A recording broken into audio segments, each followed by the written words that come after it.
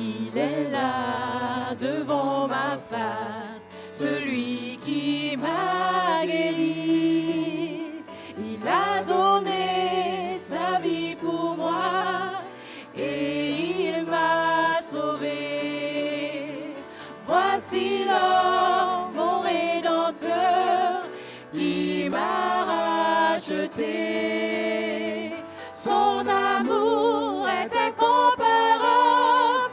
Oui, voici l'homme. Il a pardonné mes fautes, m'a rendu libre en lui. Oh, combien je suis heureux, je suis transformé. Voici l'homme, mon Rédempteur, qui m'a racheté. Son amour est incomparable. Oui, voici l'homme. Son amour est incomparable. Oui, voici l'homme. Oui, voici l'homme. Voici Jésus. Oh, frères et sœurs, chers amis, notre Dieu est un grand Dieu. Et il dit que sa parole ne retourne jamais à lui sans avoir accompli l'œuvre pour laquelle il l'a envoyé. Il y a d'autres, comme je disais il y a un instant, qui ont entendu, qui ne se sont pas encore positionnés. Certains de nos amis sont présents ce matin, d'autres ne le sont pas, mais continuez à prier pour que la graine qui a été semée puisse porter du fruit à la gloire du Seigneur. C'est Dieu qui fait croître. C'est l'Esprit Saint qui convainc. Ce n'est pas le prédicateur. Ce ne sont pas les frères et sœurs de l'Église. Notre part, est de prier. Et si nous continuons la prière, le Seigneur fera ce qu'il doit faire. Ce matin, je vais revenir en quelque sorte sur ce thème que nous avons considéré tout au long de ces 2 semaines, la notion du conflit cosmique, le conflit cosmique. Et ce matin, nous parlerons de ce thème particulier dans le conflit cosmique. L'heure du jugement est venue. L'heure du jugement est venue. Si en parlant du jugement, je vous dis que Dieu lance un SOS. Lorsqu'on lance un SOS, ça veut dire quoi? Pardon? On est en danger. Celui qui lance l'SOS est en danger. C'est bien ça? OK. Ce qui veut dire ce matin, si je vous dis, je vous parle de l'SOS de Dieu lancé, ça veut dire que Dieu est en difficulté. Ah, tout de suite, on a changé la chose, hein? OK, d'accord. Dieu n'est pas en difficulté pour vous. Alors, on verra cela, on verra cela. Et si je vous dis que Dieu a besoin d'aide? Ah, d'accord, là, il n'est pas en difficulté, mais il a besoin d'aide. OK, d'accord, d'accord. Oui, mesdames et messieurs, je sais que c'est difficile, frères et sœurs, de dire une chose pareille. Comment Dieu a-t-il besoin d'aide? OK, un Dieu, peut-être, les dieux avec un petit d, mais pas ce Dieu que nous connaissons. Lui qui a créé toutes choses, lui qui est au-dessus de tout, lui qui gère tout, comment peut-il avoir besoin d'aide? Comment peut-il être en difficulté? Et pourtant, c'est possible. Et c'est ce que nous allons considérer vraiment ce matin.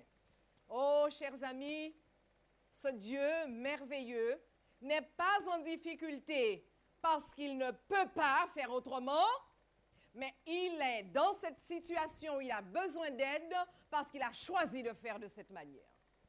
Vous ne m'avez pas compris, vous n'avez pas dit Amen. Je reprends. Dieu n'est pas en difficulté parce qu'il ne peut pas faire autrement, mais il a besoin d'aide parce qu'il a choisi de faire de cette manière. Et on dit Amen. Alléluia, on dit gloire à Dieu. Oui, frères et sœurs, chers amis, tu n'as pas compris. Alors c'est justement ceux qui ont dit Amen ont compris et nous on continue. Et tu vas comprendre dans un instant. Tu vas comprendre. Formidable pour la réaction. Durant la semaine, ces 2 semaines, j'ai souvent fait allusion à cette particularité où Dieu a besoin de nous. Il a besoin, il cherche. D'ailleurs, le premier message, pour ceux qui étaient là le premier dimanche, a été mis sur ce qui s'est passé dans le ciel. Comment Dieu s'est trouvé en difficulté avec l'un de ses anges. Et par conséquent, à partir de ce conflit qui a éclaté dans le ciel, Dieu s'est retrouvé dans une bataille. N'est-ce pas? C'est ce qu'on a dit, hein? C'était la guerre des étoiles. Dieu s'est retrouvé dans une guerre, dans un conflit avec l'un de ses anges. Et par conséquent, bien sûr, l'Éternel va faire quelque chose d'extraordinaire. Qui se souvient que ce que Dieu a dit pour qu'il s'en sorte de cette situation? Qu'est-ce qu'il a dit? J'ai besoin d'un homme. J'ai besoin d'un homme. Et c'est alors qu'il a créé la race humaine. C'est alors qu'il a créé la race humaine. Oui, et puisque nous avons dit que Dieu ne change pas ce plan, quand il dit quelque chose, ce qu'il fait, il assure ce qu'il fait. Voilà pourquoi, chers amis, nous sommes en mesure de dire, depuis 6000 ans, Dieu est accusé. Depuis 6000 ans, Dieu est accusé par un des anges, dans la personne de Lucifer, qui lui a clairement dit, tu ne sais pas diriger, tu n'es pas un bon Dieu, tu n'es pas un Dieu d'amour, tu es un dictateur et nous ne pouvons plus continuer à aller dans ce sens. D'ailleurs, Satan a dit, on l'a vu dans le livre d'Ézéchiel, où il a dit clairement, je monterai, je m'élèverai au-dessus des étoiles et je m'assiérai sur le trône, je serai semblable à Dieu pour ne pas dire je serai Dieu. Voilà, 6000 ans, plus de 6000 ans que cette affaire existe et Dieu est accusé. Et les hommes continuent d'accuser Dieu. Si vraiment il était bon, pourquoi nous sommes dans cette situation? Si vraiment Dieu était le Dieu qu'on présente, nous ne serions pas là où nous sommes aujourd'hui, connaissant toutes ces difficultés. Et l'homme continue d'accuser Dieu. Certains ont même dit, on n'en a pas besoin de ce Dieu. On n'en veut pas. D'ailleurs, il est mort. Il est mort. On ne veut pas de ce Dieu. Oh, mesdames et messieurs, chers amis, est-ce que vous serez d'accord avec moi ce matin de dire que cela a assez duré? Oui? Amen? Amen, gloire à Dieu. Cela a assez duré. C'est une affaire qui doit être réglée. C'est une affaire qui doit être prise au sérieux par chacun de nous. Et Jésus lui-même va révéler à l'apôtre Jean dans le livre d'Apocalypse qu'effectivement cela a assez duré. Allons-y dans Apocalypse chapitre 14. Apocalypse chapitre 14. Et nous lirons les versets 6 et 7. Apocalypse 14, versets 6 et 7. Voici ce que la parole du Seigneur déclare, ce que Jésus lui-même va présenter à Jean.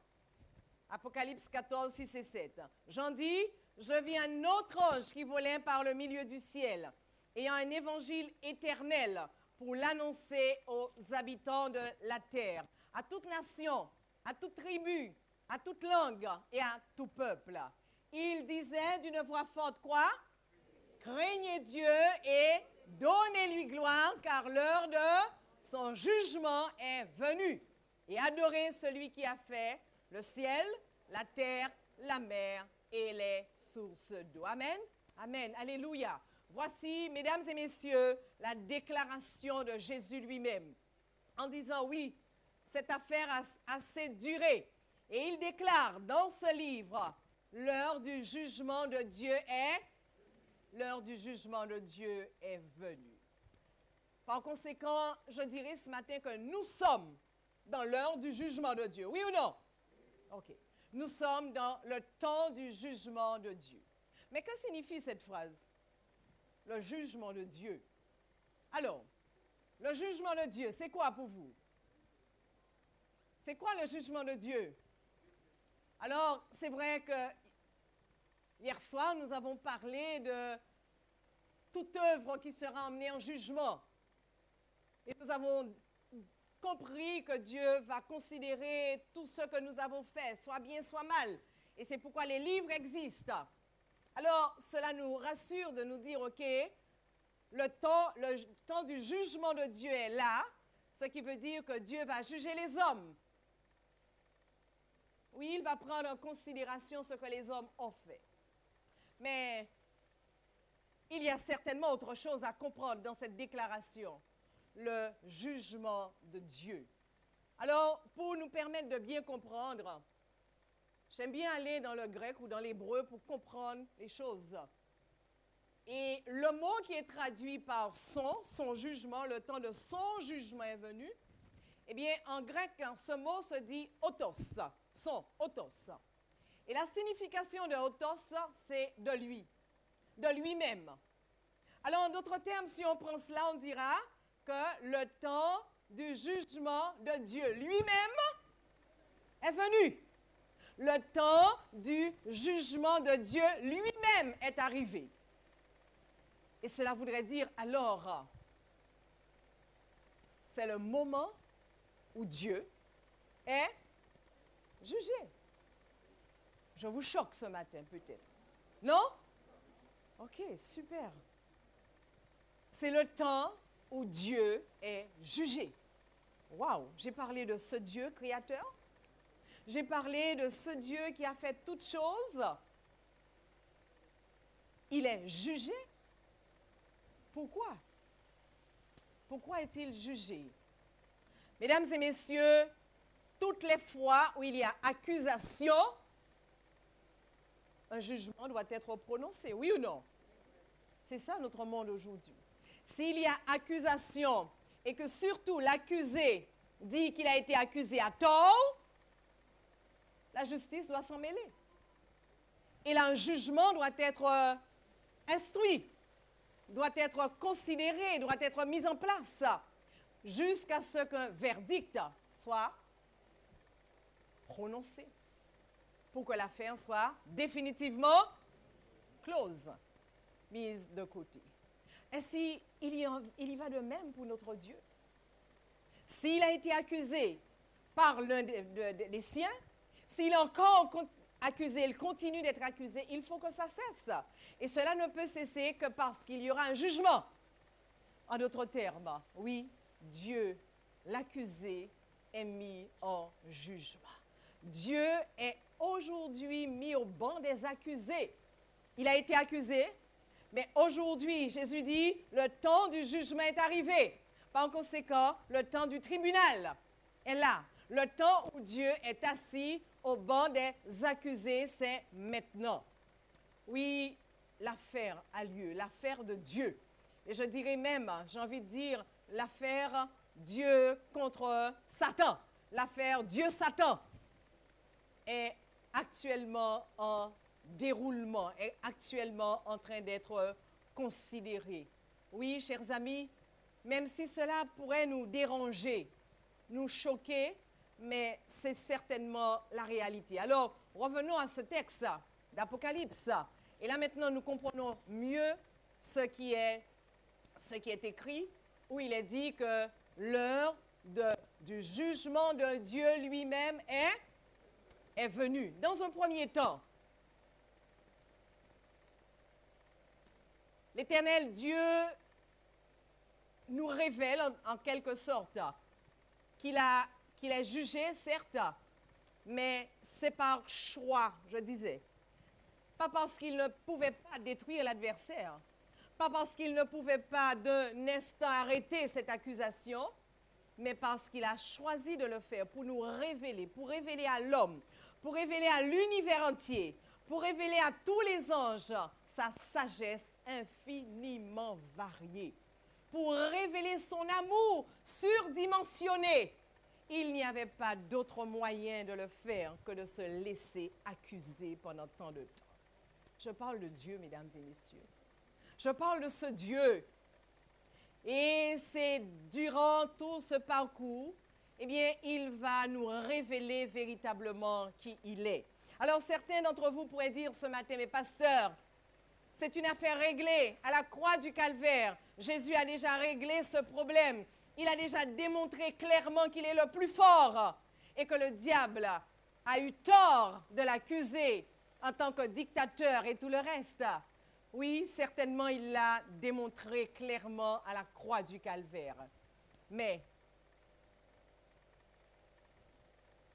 avant de dire le mais, je dirais que l'immense amour de Dieu qu'il a manifesté pour chacun de nous, l'immense amour de Dieu qu'il continue de manifester à notre endroit, démontre clairement que Satan a eu tort sur toute la ligne et que Dieu a eu raison. Il est vraiment un Dieu. Il est vraiment un amour de Dieu. Et quel que soit ce que vous pourriez considérer, l'angle par lequel vous pourrez le prendre, vous verrez toujours que Dieu est amour et vous ne pourrez jamais dire autre chose. Est-ce qu'il y a quelqu'un ce matin qui est en mesure de dire, moi, je peux dire que Dieu n'est pas amour? N'ayez pas peur. N'ayez aucune crainte. Ce matin, il y a quelqu'un qui m'a dit, hier soir, vous avez posé une question, pasteur. J'ai eu envie de répondre, mais je me suis dit, c'est toujours les mêmes. Alors, ne vous dites pas, c'est toujours les mêmes. Si vous êtes convaincu que Dieu n'est pas amour, osez le dire. D'accord. OK. Personne ne peut le dire. Car son immense amour envers l'humanité, le don de ce Fils unique, au point d'aller jusqu'à modifier la constitution de la famille divine. Car nous avons vu, dans la famille divine, il y a un membre de cette famille qui est devenu un homme et qui l'est aujourd'hui dans le ciel. Car Jésus est encore un homme au ciel et il l'a été pour l'éternité. Nous avons bien vu que Dieu ne prête pas. Il n'a pas prêté son Fils pour un moment, mais il a dit qu'il l'a donné à l'humanité et qu'il est devenu un homme parmi les hommes pour toujours. Ainsi, Dieu a pris ce temps de démontrer véritablement qu'il est le meilleur, qu'il est Dieu et que personne ne peut l'égaler, personne ne peut être là où ce Dieu se trouve. Mais pour que ce jugement soit équitable, et écoutez bien ce que je vais dire maintenant, pour que ce jugement soit équitable, pour que ce jugement soit reconnu, chers amis, Dieu a besoin de témoins. Dieu a besoin de témoins. Avez-vous déjà vu un tribunal, une affaire au tribunal où il n'y a pas de témoins? Ça peut arriver quelquefois, ça peut arriver où il n'y a pas de témoins. Mais le Seigneur Dieu dit, ce n'est pas normal. Ce n'est pas normal qu'il y ait une affaire qui se déroule, surtout quand c'est une affaire qui est très répandue. C'est une affaire qui concerne, l'affaire de Dieu concerne quoi? La terre? L'univers. Par conséquent, Dieu dit non, et on doit avoir des témoins. Et pour Dieu, même quand il s'agit d'une minime affaire, il doit avoir des témoins. Alors regardons ceci dans le livre de Deutéronome, au chapitre 19 et le verset 15. Et ce que j'aime avec ce Dieu, il va même dire combien de témoins qu'il lui faut. Deutéronome chapitre 19 et le verset 15, on a trouvé? Voici ce que la parole de Dieu déclare. Un seul témoin ne suffira pas contre un homme pour constater, un crime ou un péché, quel qu'il soit, grand ou petit, quel qu'il soit. Dieu a parlé, il a dit, aucun homme ne sera condamné s'il n'y a pas de témoin. Un seul témoin ne suffira pas. Un fait ne pourra s'établir que sur la déposition de combien? De 2 ou de 3 témoins. J'aime ce Dieu-là. J'aime ce Dieu. Il est juste. Et c'est ce que Moïse enseignait au peuple d'Israël. Aucun homme en Israël ne devait être condamné s'il n'y avait pas 2 ou 3 témoins. La loi de Dieu a-t-elle changé? Non. Lorsque Dieu donne une loi, il s'écarte lui-même de cette loi-là? Pas du tout. Par conséquent, Dieu est en train de nous dire, dans cette affaire qui le concerne, avec le diable, il faut qu'il ait au moins 2 témoins. 2 ou 3 témoins pour que cette affaire soit close, pour que ce jugement soit rendu. Et je comprends pourquoi vous me dites, mais à la croix du Calvaire, Jésus a fait, il a dit quelque chose ouvertement.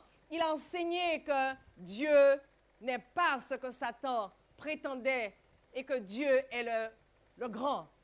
L'amour, que Dieu est vraiment le Dieu qui doit être retenu et adoré comme Dieu. Mais alors Dieu dit, ce n'est pas suffisant. Jésus a donné son témoignage, un témoignage vraiment extraordinaire, aucune faute sur toute la ligne. Pendant les 33 ans qu'il a vécu sur la terre, aucune faute. C'est pourquoi on est en mesure de dire que Jésus n'a jamais péché. Aucune faute sur toute la ligne. Mais Dieu est en train de dire, mes enfants, même si c'était tellement extraordinaire, le témoignage de Jésus, ça ne suffit pas. Ça ne suffit pas. Il me faut au moins un deuxième témoin. Il me faut au moins un deuxième témoin qui soit en mesure de donner un témoignage aussi fort, aussi authentique que celui que Jésus a donné. Alors, on pourrait se poser la question, mais voilà, qui est ça? Où trouver ce deuxième témoin? Où trouver ce deuxième témoin? Allons-y dans Ésaïe chapitre 43 et le verset 10. Ésaïe chapitre 43 et le verset 10. Et je répète encore, la parole de Dieu est un livre extraordinaire. Vous avez besoin d'une réponse quelconque, allez dans la Bible. Vous vous posez des questions, allez dans la parole de Dieu. Fouillez, creusez et vous trouverez la réponse qu'il vous faut. Je dis amen à cela. Ésaïe 43, verset 10. Qui sont ces témoins? Selon Dieu, voici ce qui est écrit. Vous êtes mes témoins. Vous êtes mes témoins. On aurait pu s'arrêter là. Puisqu'on a déjà vu qui est le premier témoin. Et on cherche le deuxième. Et Dieu dit, c'est qui? Ce vous-là, c'est qui? La race humaine. La race humaine, mesdames et messieurs, oui, yes, la race humaine, vous et moi, les hommes et les femmes qui sont ici, qui font partie de la race humaine. Vous êtes mes témoins, dit l'Éternel. Et il ajoute, vous et mon serviteur que j'ai choisi, afin que vous sachiez, que vous me croyiez et que vous compreniez que c'est moi qui suis Dieu. Avant moi, il n'y a point été formé de Dieu, et après moi, il n'y en aura point. L'Éternel Dieu est en train de dire, voilà, voici, il démontre, il dit qu'il est Dieu, mais il ne peut pas se défendre lui-même. Il ne peut pas témoigner pour lui-même. Cela ne se fait pas. Lorsque quelqu'un est mis au banc des accusés, on l'entend, certes, mais son témoignage n'est pas ce qu'on attend. On veut un témoignage venant de d'autres personnes. Voilà pourquoi Dieu ici déclare, vous êtes mes témoins. Et il dit bien que vous êtes mon serviteur que j'ai choisi. Oh, chers amis, ce serviteur, nous l'avons déjà vu, c'est Jésus lui-même. Mais regardez, dans Ésaïe chapitre 42 et le verset 1er, c'est encore stipulé. Dieu lui-même va dire, voici mon serviteur que je soutiendrai, mon élu, en qui mon âme prend plaisir. J'ai mis mon esprit en lui et il annoncera la justice aux nations. De qui il est question ici? De Jésus, de Jésus, de Jésus. Ainsi, la parole de Dieu est claire. La parole de Dieu est limpide. Le premier témoin qui a rendu son témoignage, c'est Jésus lui-même. Et il a rendu un témoignage vraiment extraordinaire. Mais Dieu dit, j'ai besoin d'un deuxième témoin. Et ce deuxième témoin, dit-il, c'est vous. C'est la race humaine. Ceux qui ont été appelés à l'existence pour défendre Dieu dans ce conflit. Ceux qui ont été rachetés par Jésus après leur chute pour continuer à demeurer dans le plan originel. Oui, mesdames et messieurs, chers amis, frères et sœurs, Dieu compte sur vous et sur moi. Dieu compte sur nous pour le justifier. Il compte sur nous pour dire haut et fort qu'il est vraiment le seul Dieu de l'univers. Avant lui, il n'y en a point eu, et après lui, il n'y en aura point d'autre. Êtes-vous convaincus de cela? Êtes-vous convaincus, mesdames et messieurs, que, chers amis, frères et sœurs, que vous êtes les témoins que Dieu cherche? Et là, waouh, Jésus seul a été le témoin fidèle. Le Seigneur dit, je vais vous mettre tous dans le même paquet pour avoir un deuxième témoignage aussi fort que celui de Jésus. Cela veut dire que le Seigneur nous considère. Il nous voit, frères et sœurs, comme étant des hommes sur lesquels il peut encore compter. Nous avons de la valeur pour Dieu. Nous avons de la valeur aux yeux de Dieu, au point que Dieu compte sur moi. Je me regarde et je me dis, Dieu compte sur moi, sur moi. Pourtant, je lui ai déjà fait tellement de peine. Je l'ai souvent fait pleurer. Alors, je parle de moi, peut-être pas votre cas. Et pourtant, il me dit, mais je compte sur toi. C'est toi qui vas me sortir dans cette affaire. C'est ton témoignage. C'est ton témoignage. Oui, serviteur de l'Éternel. Oh, l'Éternel est grand. L'Éternel est grand et l'Éternel est bon. Avec moi, dites-le, l'Éternel est grand et l'Éternel est... Il est bon, il est bon, il est bon. Oui, en tout temps, notre Dieu est bon. Ce Dieu qui s'est dépouillé, il s'est dépouillé, il a pris une forme de serviteur. C'est aussi ce que nous avons lu dans Philippiens chapitre 2. Oui, Christ a donné ce témoignage. Et maintenant, le Seigneur compte sur ton témoignage. Il compte sur mon témoignage. Alors, comment allons-nous donner ce témoignage à Dieu? Comment allons-nous rendre notre témoignage? Comment allons-nous rendre notre témoignage? Si nous revenons dans le texte, donc ça a été dit, c'est toujours dans le texte d'Apocalypse chapitre 14 et le verset 7.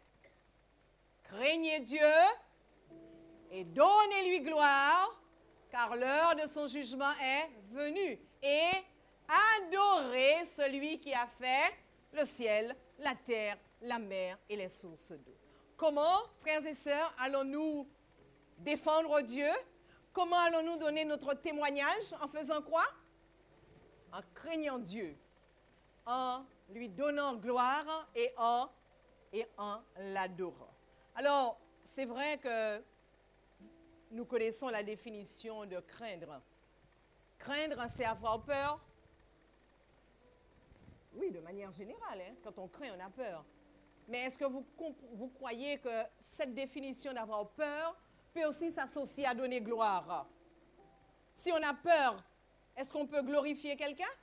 Si on a peur, est-ce qu'on peut adorer dans la peur? Non. C'est pourquoi je dis j'aime encore la parole de Dieu. Alors, le mot grec qui est utilisé pour craindre, qui est mis ici, c'est phobéo. Et ce mot phobéo, veut dire craindre, mais veut aussi dire avoir peur, mais veut aussi dire révérer. Révérer, vénérer, traiter avec déférence, obéissance, révérencieuse. Et on a l'impression tout de suite que c'est un contraste avec la première définition que nous connaissons plus souvent. Mais c'est le même mot.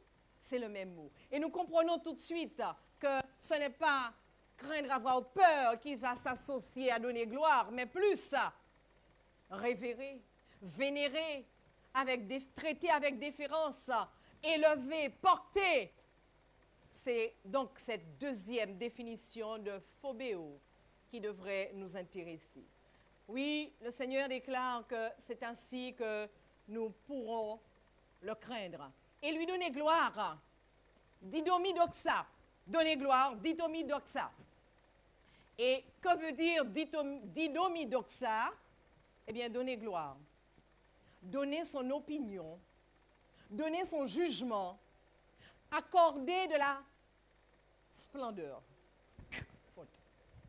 accorder de l'éclat, accorder de la magnificence, de l'excellence, de la dignité, élever l'autre. C'est ça, mesdames et messieurs, donner gloire.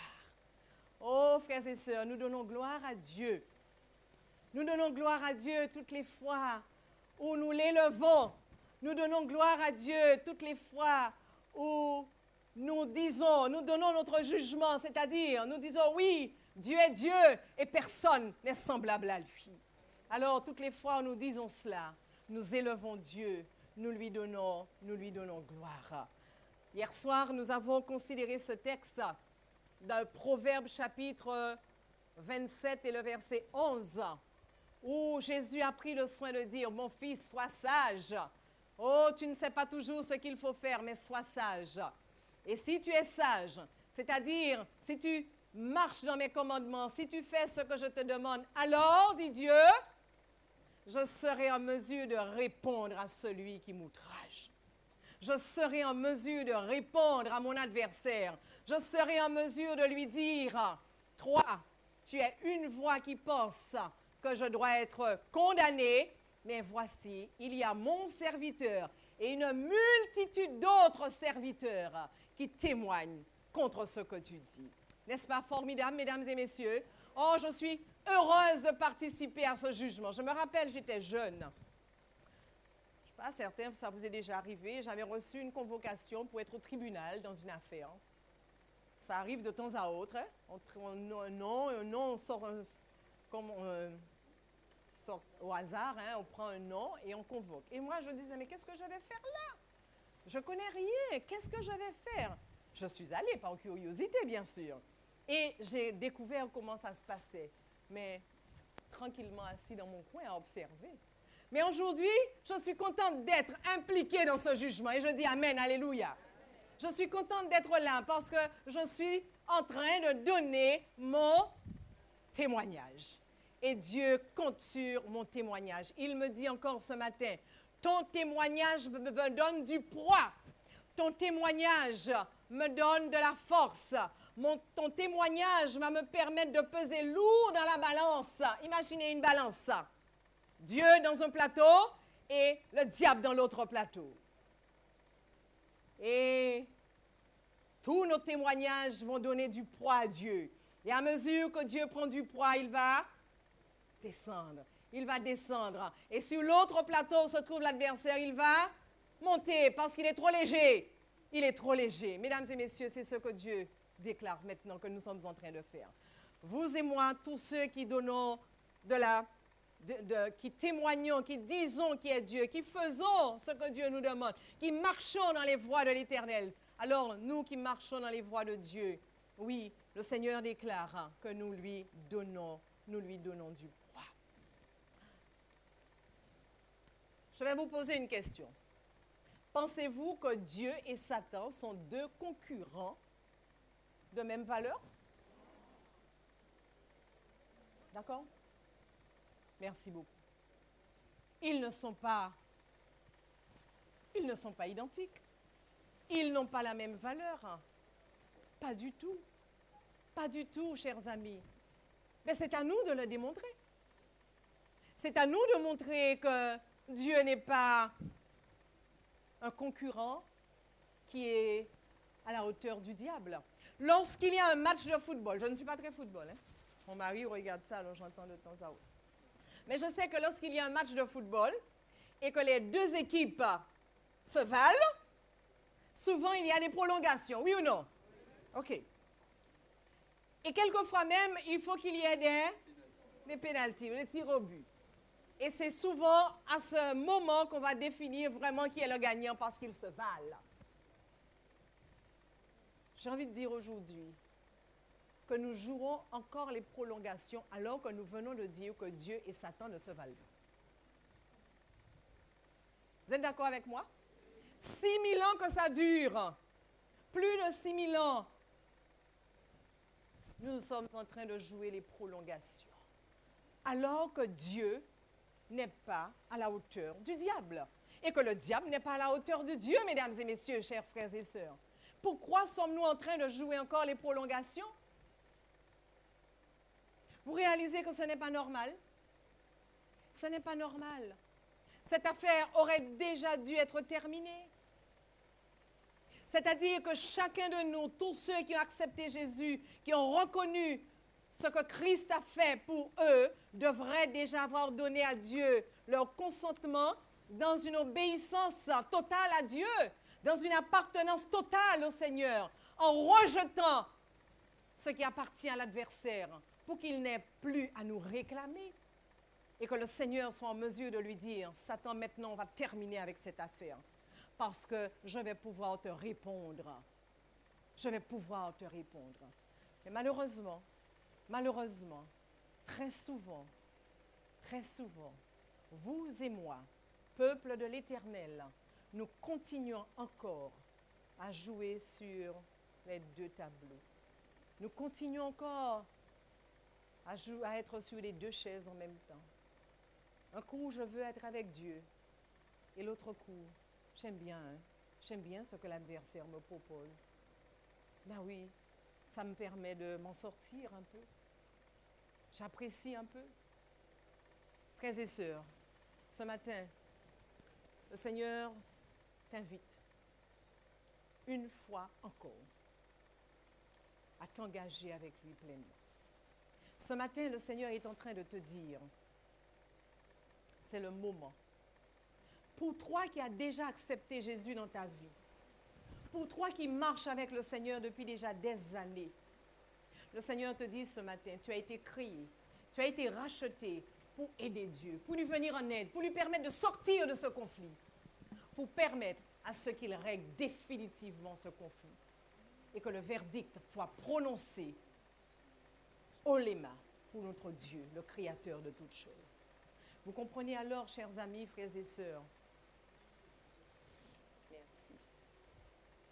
Vous comprenez alors, chers amis, frères et sœurs, ce n'est pas comme nous agissons. Oh, j'aime cet acte qui vient d'être fait.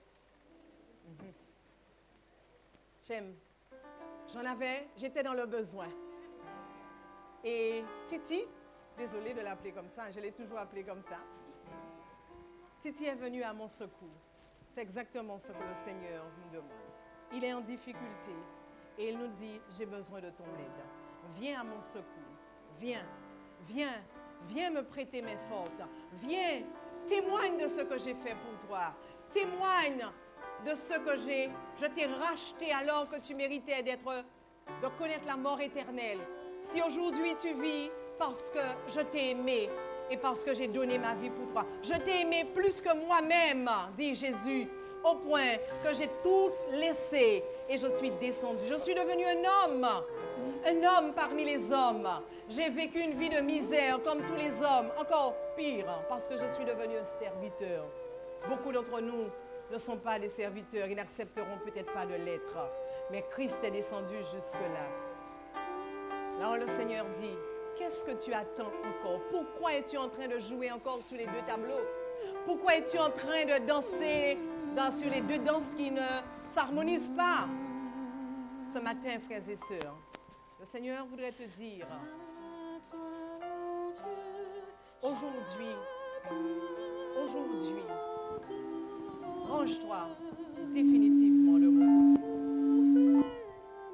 Aujourd'hui, dit le Seigneur, accepte de te ranger de mon côté, accepte de me donner ton cœur totalement, donne-moi toute ta vie et je te conduirai. Parce qu'on se dit, oui Seigneur, mais toute ma vie j'ai fait ce qui était mauvais et j'ai du mal à... Frères et sœurs, c'est l'Éternel qui fait. Mais pour qu'il puisse faire, il faut que nous lui donnons notre adhésion. Et lorsque nous lui avons donné notre adhésion et que nous sommes sincères, alors il opère des miracles dans nos vies. Ce matin, est-ce que je peux inviter tous les frères et sœurs, tous les membres qui ont déjà accepté Jésus, tous ceux qui se considèrent comme disciples du Christ à se tenir debout parce qu'ils veulent ce matin dire à Dieu, Seigneur, je m'engage avec toi. Tous ceux qui voudraient encore ce matin lui dire, Seigneur, oui, je veux être avec toi. Je veux rester avec toi. Je veux m'abandonner à toi. Je veux te donner ma vie entièrement, totalement. J'ai suffisamment traîné d'un côté ou de l'autre. Mais aujourd'hui, Seigneur, prends-moi tel que je suis. Gloire à Dieu. Alléluia. Gloire au Seigneur. Et frères et sœurs, n'ayez aucune crainte. Vous avez déjà vu comment Dieu agit dans vos vies. Et il continuera encore de vous remplir de bénédictions et de vous conduire sur la voie bien sûr. Je bénis Dieu ce matin parce qu'il y a au moins une personne qui a dit à Dieu, Seigneur, je désire aujourd'hui me ranger dans ce groupe. Et je vais demander alors à mon frère Matker de venir jusqu'ici. Oh, je lui demande de se déplacer. Il va se tourner vers vous pour que vous puissiez le regarder, le voir. Et vous l'avez vu quand il s'est levé, les deux bras en haut, comme pour annoncer le lever de la victoire. C'est bien cela. Il a accepté de marcher avec son Seigneur. Et Dieu a pris en compte. Dieu a pris en compte. Oh, nous allons prier dans un instant. Et il y a peut-être d'autres ce matin qui sont ici et qui voudraient, dans un avenir proche, aussi dire à Dieu, Seigneur, je veux te donner ma vie. Pour tout ce que tu as fait pour moi, je ne veux pas rester aussi égoïste, mais je veux m'abandonner à toi. Je veux, Seigneur, que tu sortes de ce conflit. Je veux que tu pèses lourd dans la balance de ce jugement. Est-ce qu'il y a de ceux parmi nous ce matin qui sont là et qui voudraient venir eux aussi, afin que je prie pour eux? Des personnes peut-être qui ont déjà pris la décision, mais qui hésitent encore. Est-ce qu'il y a au moins une de ces personnes présentes ce matin? Prends, Seigneur, prends toute ma vie. Tu peux venir, sœur. Elle a déjà été, elle ne fait pas partie de la catégorie, c'est pas grave, elle peut venir. Est-ce qu'il y a une personne qui peut être en train de réfléchir encore et qui voudrait dire à Dieu ce matin, Seigneur, je voudrais que ma vie soit une autre vie, que ma vie n'est pas ce que j'ai toujours voulu, n'est pas ce que l'adversaire pense. Est-ce qu'il y a quelqu'un qui voudrait dire à Dieu ce matin, Seigneur, je m'engage avec toi? Alors, peut-être que vous êtes en train encore de réfléchir. Nous allons prier. Nous allons prier et le Seigneur saura prendre en considération notre abandon. Je vous invite par conséquent à vous mettre à genoux, là où vous vous trouvez, pour ce moment de prière. Si tu peux. Ça ira?